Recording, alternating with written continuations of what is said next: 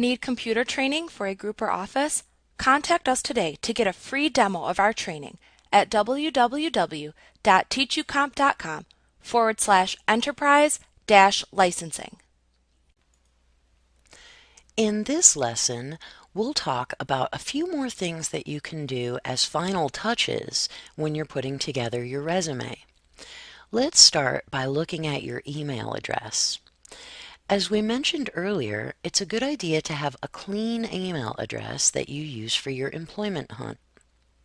Because your contact information is included in your resume's header, your email address will be one of the first things that a prospective employer sees when looking at your resume. For this reason, it's not a good idea to use something like imsosexy@email.com for your email address. You probably also don't want that email address showing up as the sender address when you contact an employer.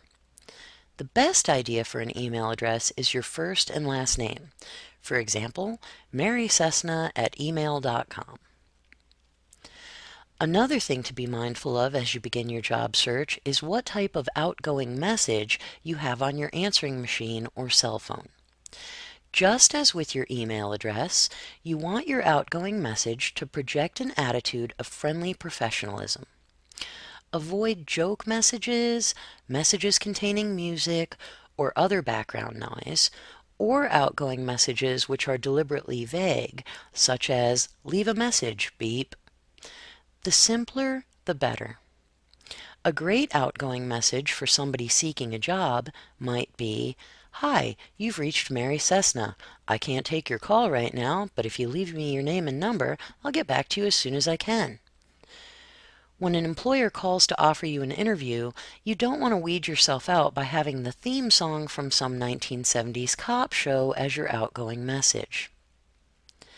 The final and most important thing that you can do before sending it out is to thoroughly edit your resume. Go over your resume word by word. Check each word for spelling, grammar, or usage mistakes. It can sometimes be helpful to read your resume backwards. In other words, edit the sections of your resume in reverse order. Some people even put their resumes out of sight for a day or two before resuming their editing so that they can look at their resume with fresh eyes.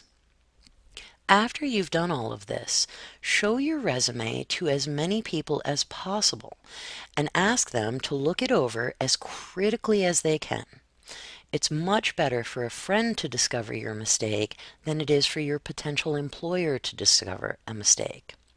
One spelling error or typo will probably mean that you don't get a job interview, so review your resume as many times and as fastidiously as you possibly can.